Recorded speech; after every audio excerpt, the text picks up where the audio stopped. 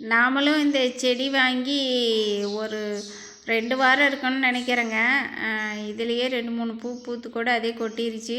சரி நாமளும் இன்றைக்கி வைக்கலாம் நாளைக்கு வைக்கலான்னு அதுக்கு வைக்கிறதுக்கான டைம் இப்போ தாங்க வந்தது. சரி எல்லார் வீட்டுக்கிட்டேயும் இந்த பால் பன்னீர்னு சொல்லுவாங்க இல்லைங்களா, பால் பன்னீர் ரோஸு, அது தாங்க ஒரு செடி வாங்கினோம்.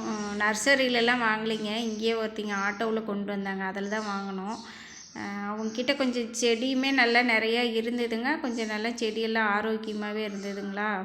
சரி நாமளும் அது ஒன்று வாங்கி வைக்கலாம் அப்படின்னு சொல்லி தாங்க அந்த ரோஸ் செடி 2 இருந்தது இல்லைங்களா, அதுக்கும் பக்கத்துலேயே வச்சிடலாம் அப்படின்னு தாங்க, அதுக்கும் பக்கத்துலேயே தாங்க வச்சோம். சரி கொஞ்சம் இடம் நிறையா இருந்ததுன்னா கொஞ்சம் அந்த பக்கம் கூட வைக்கலாங்க. சரி நமக்கு இருக்கிற இட வசதி கொஞ்சம் கம்மி தாங்களா, சரி அவத்துக்குள்ளேயே ஒரு ஒட்டனை மாதிரி ஒரு செடியும் ஒட்டி விட்டாச்சுங்க.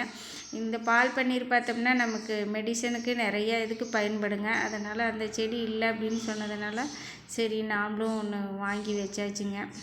இந்த செடி இப்படி தாங்க கொஞ்சமாக ஆட்டெருவு போட்டுங்க, கொஞ்சம் ஆழமாக எடுத்துங்க, அது கொஞ்சம் மண் பொதன்னு வேர் இறங்குற மாதிரி குத்தி விட்டுட்டு அதுக்கப்புறம் நம்ம ஆட்டெருவு போட்டு கொஞ்சமாக மண் போட்டு விட்டுட்டுங்க, அதுக்கப்புறம் செடி வைக்க சூப்பராக வந்துடும். பார்க்கலாங்க எப்படி பூ பூக்குது. மொக்கு 2, 3 மொக்கு இருக்குங்க, இருந்தாலும் அது இன்னும் ஒரு மாதத்து வளர்ச்சி நல்லா வளர்ந்த பின்னால் நல்லாவே பூ பூக்குங்க.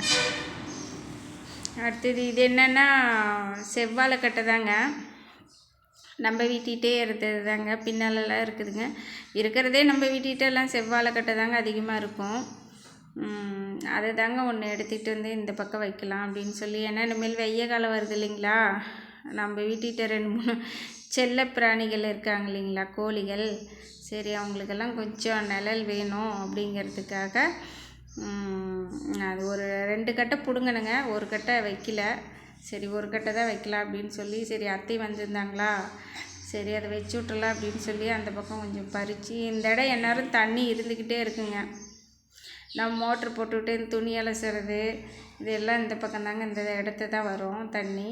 சரி அப்படின்னு சொல்லி அந்த இடத்தையே வைக்கலாம் அப்படின்னு சொல்லி, அது நல்லா தண்ணி நிற்க இந்த நம்ம போடுற இல்லைங்களா, அந்த இப்போ புளியாந்தலை அதெல்லாமே கூட்டுது, வாசல் கூட்டி அந்த இதெல்லாம் போடக்குள்ள அதுலேயே நின்று நல்லா எருவாக இருந்ததுங்க. சரி அதே இடத்த வச்சு விடலாம் அப்படின்னு சொல்லி தாங்க, அந்த தேங்காய் மட்டுமே இருந்தது அப்படியே போட்டு மூடனா அதே மக்கி போயிடுது அப்படின்னு சொல்லி அதுலேயே போட்டு மூடி விட்டுட்டுங்க. இப்படி வச்சுட்டும் நம்ம அதை அறுத்து விட்டுறலாங்க, இல்லை நம்ம அதை கட்டையை அறுத்து விட்டு கூட வைக்கலாங்க, எப்படி சௌகரியமாக அதுக்கு தகுந்த மாதிரி நம்ம வச்சுக்கலாங்க. ஏன்னா இப்போ செவ்வாழைப்பழம் பார்த்தோம் அப்படின்னா கடையிலலாம் ஒரு பழம் 12 ரூபா 15 ரூபாங்க எங்கள் ஊர் பக்கம்லாம், அதுவும் நல்லா இருக்கிற பழமெல்லாம் 20 ரூபா சொல்கிறாங்க. அது இந்த மருந்தடித்து கொடுக்கறதையே அவ்வளோ சொல்கிறாங்க. நாம் வச்சு கொஞ்சம் ஆர்கானிக்காக தான் ஒரு 2, 3 சீப்பு தான் வரட்டுங்க, அதை நம்ம ஆர்கானிக்காக வச்சு சாப்பிட்டு போகிறது. இது அடுத்த நாள் காலையிலங்க சாயந்தரமாக செடியெல்லாம் வச்சுங்க, இது அடுத்த நாள் காலையில் நம்ம அடுப்பில் தாங்க இன்றைக்கி சமையல் குழம்பு எல்லாமே.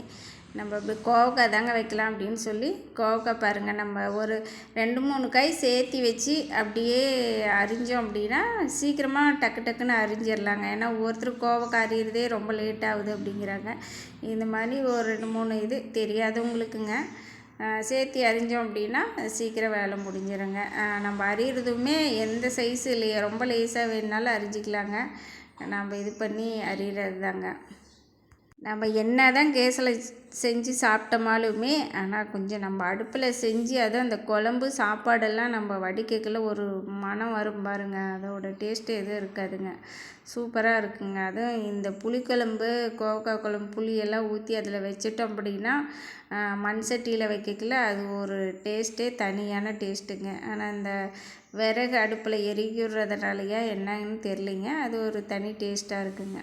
இது பாருங்கள் புதினாவும் கொத்தமல்லி கீரைங்க, ஒரு இதில் விட்டு ஒரு இதில் கொத்தமல்லி கீரை போட்டுக்கிட்டே இருந்தோம் அப்படின்னா நமக்கு வாரம் கொத்தமல்லி கீரை கிடச்சிக்கிட்டே இருக்குங்க. நான் இதெல்லாம் பாதி எடுத்துட்டேங்க, பாதி நம்ம வீட்டில் குருவி வளர்ந்துட்டுருக்குங்க, அது பாதி சாப்பிட்டுட்ருக்குங்க. நான் நேற்று தான் பார்த்தேன், எங்கடா பாதி கீரைக்கு காணோன்னு பார்த்தா குருவி சாப்பிட்டுட்ருக்காங்க. சரி சாப்பிட்டோம் அப்படின்னு சொல்லி விட்டாச்சு. நம்ம சேனலில் நிறைய சப்ஸ்கிரைப் பண்ணாதையே பார்க்குறீங்க, சப்ஸ்கிரைப் பண்ணுங்கள், நம்ம சேனலும் கொஞ்சம் முன்னேறி வரட்டும். மக்களாகிய நீங்கள் மனசு வச்சா மட்டும்தாங்க சேனல் முன்னேறி வரும். அதனால் நம்ம சேனலை சப்ஸ்கிரைப் பண்ணுங்கள், சேனலுக்கு ஒரு லைக் பண்ணுங்கள்.